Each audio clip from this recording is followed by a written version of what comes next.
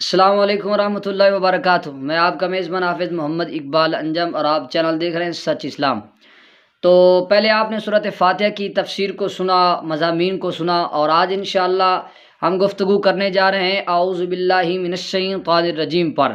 یہ تقریباً ہر مومن بندہ قرآن شروع کرنے سے پہلے اور اچھا کام کرنے سے پہلے اعوذ باللہ من الشیطان الرجیم پڑھتے ہیں۔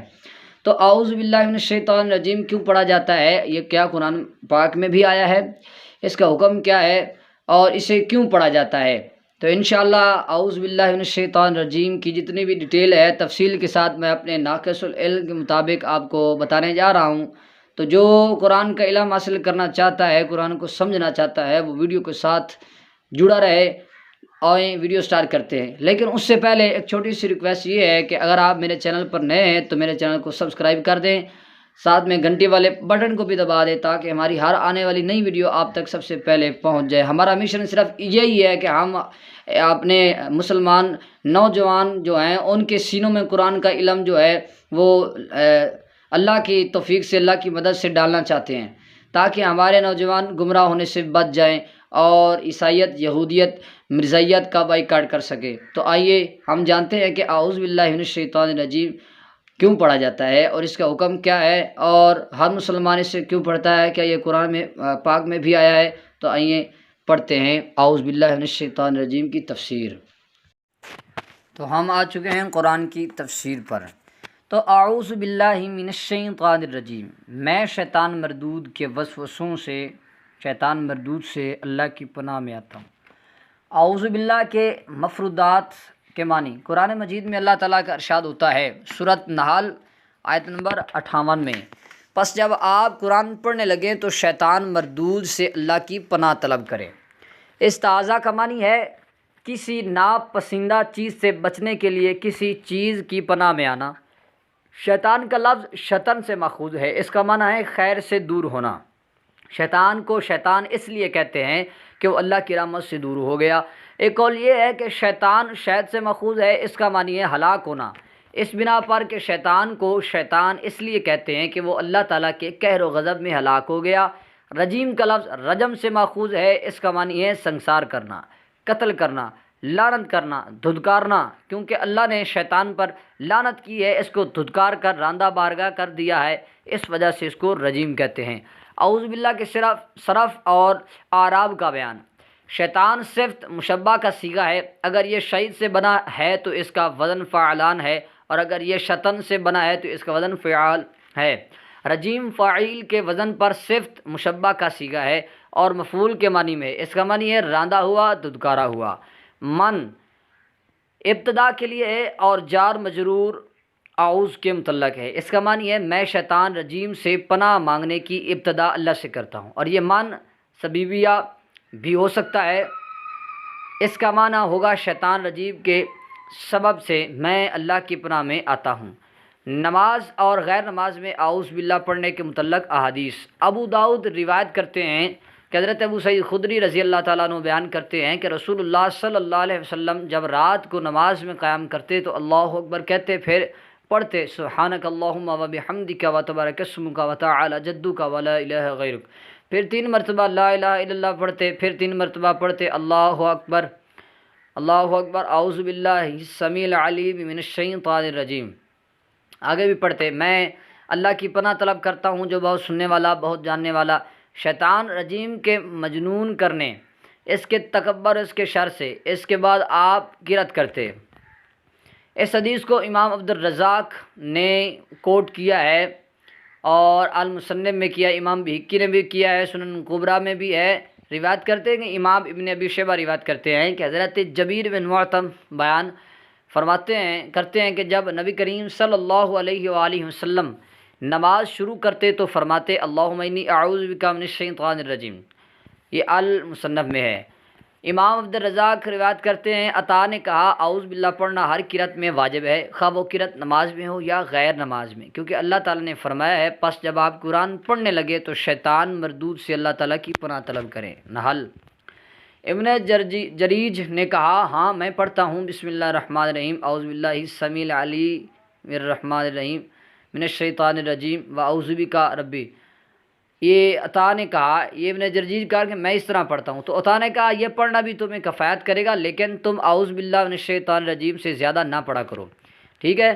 عثمان بن ابی یاس بیان کرتے ہیں کہ میں نے عرض کیا یا رسول اللہ، میرے اور میری تلاوت قرآن کے درمیان شیطان حائل ہو جاتا ہے۔ نبی کریم صلی اللہ علیہ وآلہ وسلم نے فرمایا اس شیطان کا نام خنزب ہے، تم جب اس کو محسوس کرو تو اعوذ باللہ من الشیطان الرجیم پڑھو اور بائیں جانب 3 بار تھوکو۔ حضرت ابو سعید خدری بیان کرتے ہیں کہ رسول اللہ صلی اللہ علیہ وآلہ وسلم قرآن مجید پڑھنے سے پہلے اعوذ باللہ من الشیطان الرجیم پڑھتے تھے۔ المصنف ابراہیم نے کہا کہ ہر چیز سے پہلے اعوذ باللہ من الشیطان الرجیم پڑھنا کافی ہے۔ نماز میں اعوذ باللہ پڑھنے کے متعلق فقہا مالکیہ کا مذہب۔ علامہ قرطبی مالکی لکھتے ہیں کہ امام مالک فرض نماز میں اعوذ باللہ پڑھنے کے قائل نہیں ہیں اور تراویح میں پڑھنے کے قائل ہیں۔ الجامع الاحکام القرآن۔ علامہ دردیر مالکی لکھتے ہیں کہ نفل نماز میں سورۃ فاتحہ سے پہلے اعوذ باللہ اور بسم اللہ پڑھنا بلا کراہت جائز ہے اور فرض نماز میں مکروہ ہے۔ اشراء الکبیر۔ نماز میں اعوذ باللہ پڑھنے کے متعلق فقہا حملیہ کا مذہب۔ علامہ ابن قدامہ حملی لکھتے ہیں نماز میں قرأت سے پہلے اعوذ باللہ پڑھنا سنت ہے۔ حسن ابن سرین، عطا، سوری، اوزاعی، شافعی اور صحاب رائے کا یہی نظریہ ہے۔ امام مالک رحمۃ اللہ نے کہا کہ نماز میں قرأت سے پہلے اعوذ باللہ نہ پڑھے، کیونکہ حضرت انس بیان کرتے ہیں کہ نبی کریم صلی اللہ علیہ وسلم، حضرت ابوبکر رضی اللہ تعالیٰ عنہ اور حضرت عمر رضی اللہ تعالیٰ عنہ نماز کو آیت الحمدللہ رب العالمین سے شروع کرتے تھے۔ صحیح بخاری، صحیح مسلم۔ حضرت انس رضی اللہ تعالیٰ عنہ کی حدیث کا عمل یہ ہے کہ رسول اکرم صلی اللہ علیہ وآلہ وسلم نماز میں اعوذ باللہ اور بسم اللہ کو جہرن نہیں پڑھتے تھے، سرن پڑھتے تھے۔ جہرن قرأت آیت الحمدللہ رب العالمین سے شروع کرتے تھے تاکہ اس روایت کا ان احادیث سے تعارض نہ ہو جس میں قرأت قرآن سے پہلے اعوذ باللہ من الشیطان الرجیم پڑھنے کی تصریح ہے۔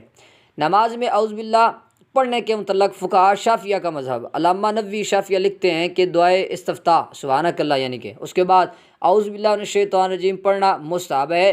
ہمارے بعض صاحب نے کہا کہ اعوذ باللہ السمیع من الشیطان الرجیم پڑھنے اور ہر اس لفظ کا پڑھنا جائز ہے جس سے یہ معنی حاصل ہو، اور زیادہ یہ ہے کہ نماز سری ہو یا جاری، یعنی آواز سے پڑھی جائے یا غیر آواز سے پڑھی جائے، مخفی آواز سے پڑھی جائے، اس کو سرن پڑھے۔ ایک قول یہ ہے کہ جاری نماز میں جہرن پڑھے، ایک قول یہ ہے کہ پڑھنے والے کو اختیار ہے، ایک قول یہ ہے کہ مستحب ہے قطعاً آہستہ آواز سے پڑھے۔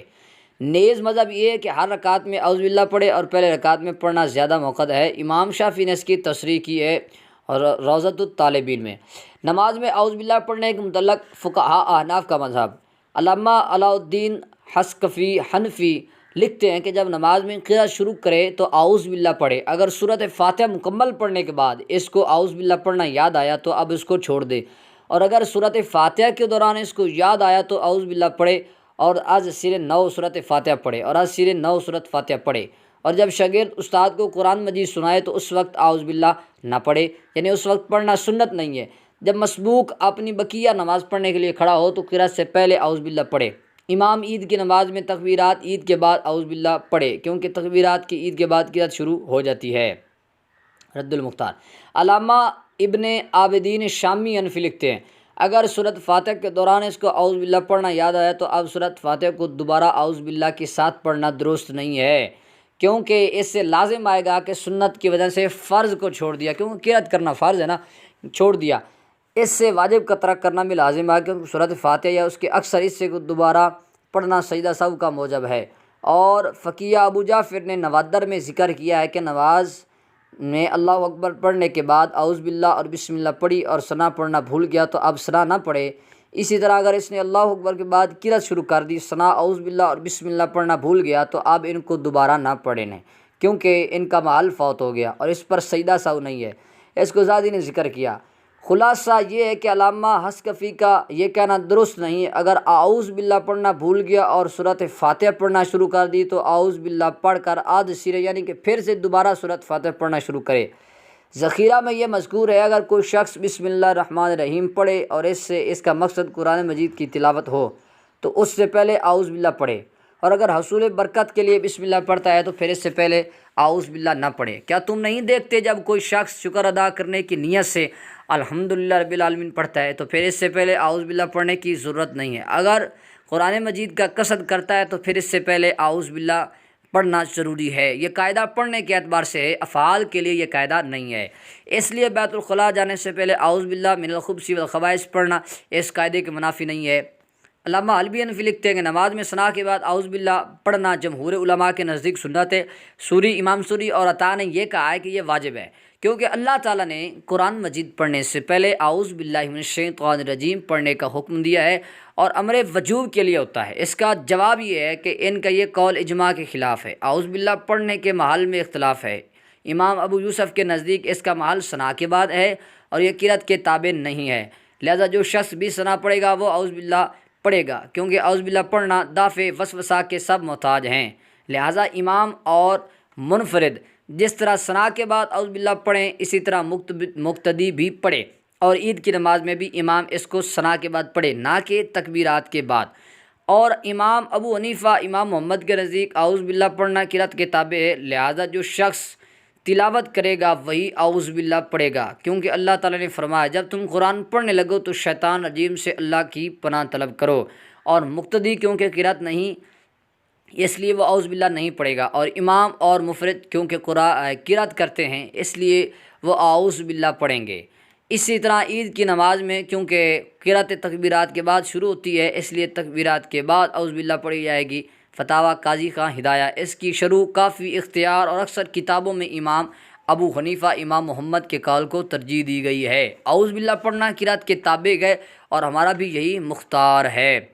نیز علامہ حلبی آگے لکھتے ہیں دوسری رکعت میں ثنا پڑھے گا نہ اعوذ باللہ پڑھے گا، کیونکہ ان کا محل اول صلاۃ اور اول قرأت ہے۔ اگر یہ اعتراض کیا جائے کہ دوسری رکعت میں قرأت سے پہلے اعوذ باللہ نہ پڑھنے سے امام ابو یوسف کی تائید ہوتی ہے کہ اعوذ باللہ پڑھنا ثنا کے تابع ہے، اور جب دوسری رکعت میں ثنا نہیں پڑھی جائے گی تو اعوذ باللہ بھی نہیں پڑھی جائے گی۔